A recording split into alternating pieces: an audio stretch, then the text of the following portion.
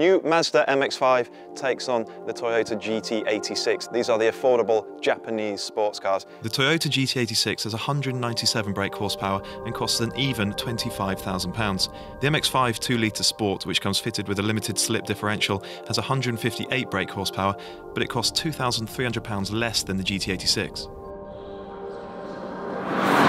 I love the philosophy behind this Toyota GT86. It's small, it's light, it's affordable, and it prioritizes fun over outright performance. For many people, this will be their first sports car, their first foray into sports car ownership.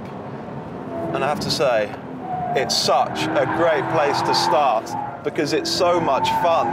It really is. A very, very entertaining little car which proves you do not need loads of power to have fun.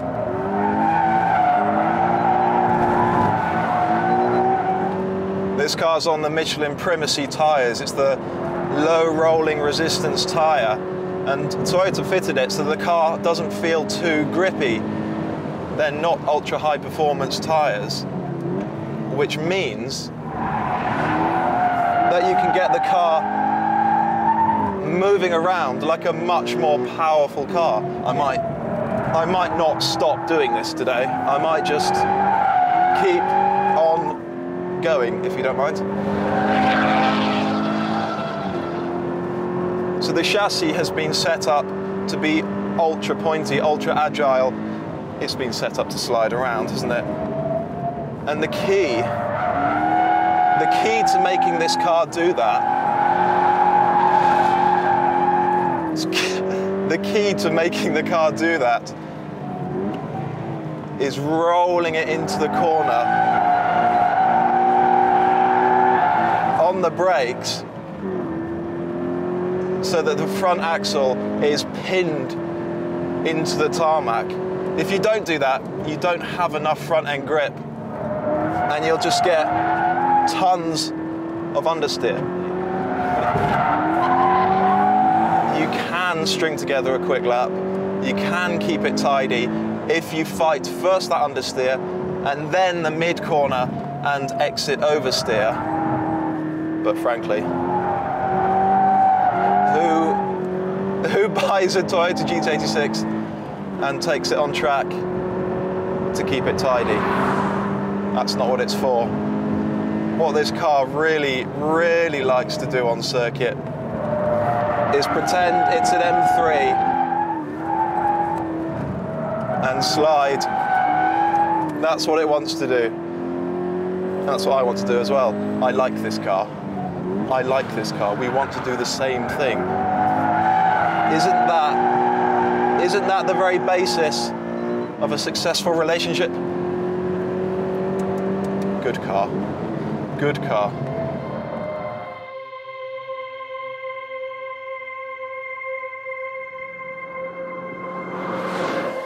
Okay, so I got a bit carried away in that GT86.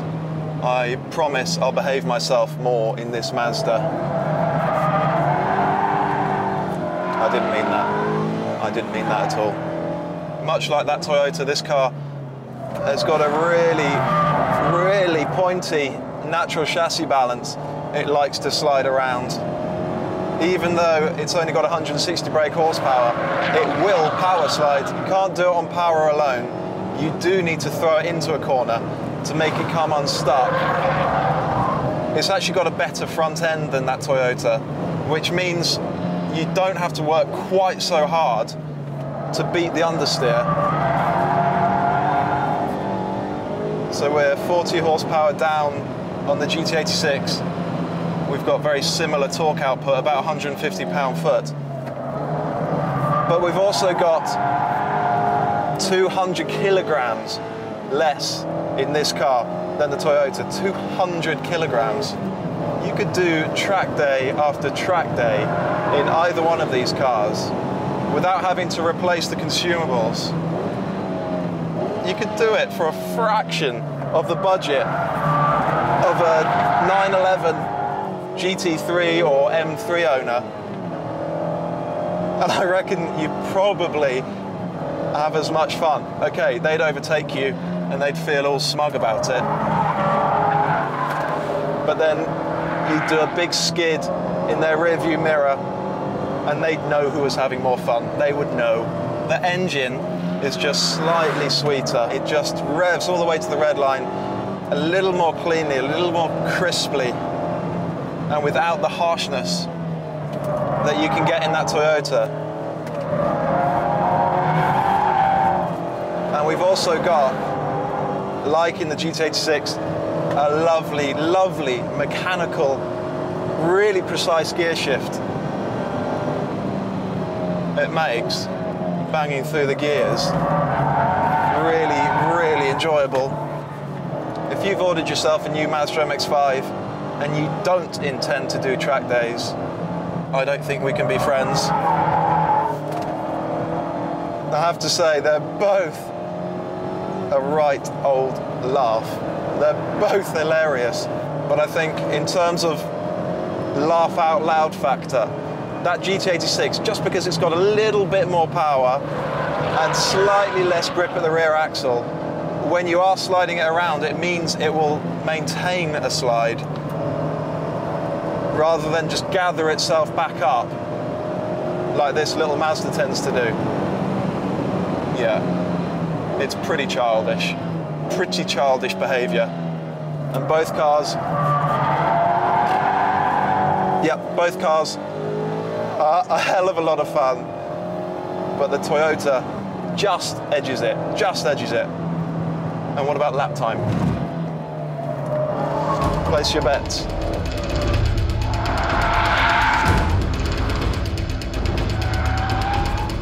With the GT86 on the left and the MX-5 on the right, we're across the line. The more powerful Toyota carries more speed across the line. It hits 98 miles per hour before braking for the hairpin, compared to 97 miles per hour for the Mazda. The GT86 already leads by a tenth.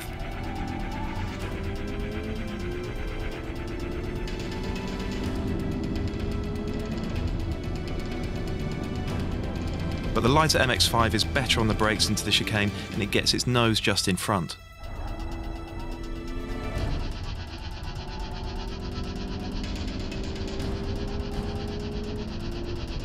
Both cars are flat through the long left-hander, but once again the GT86 reaches a higher top speed down the following straight, 98 miles per hour compared to 97 miles per hour.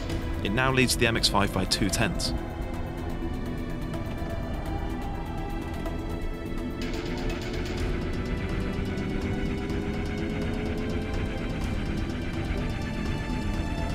The Mazda carries more speed through the S-bend though, and by the hairpin there's almost nothing in it.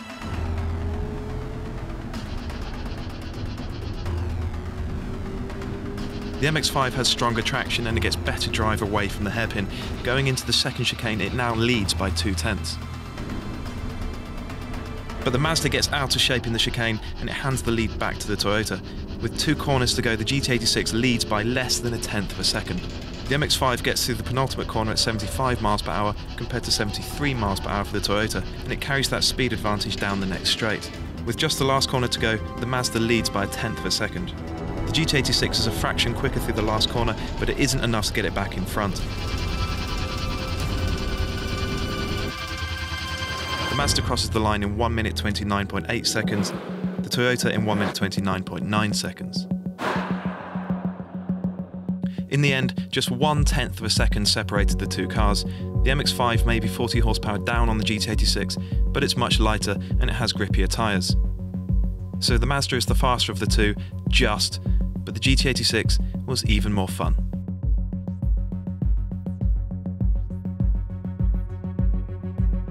Click on the links to watch more Deadly Rivals videos, and remember to subscribe to the channel.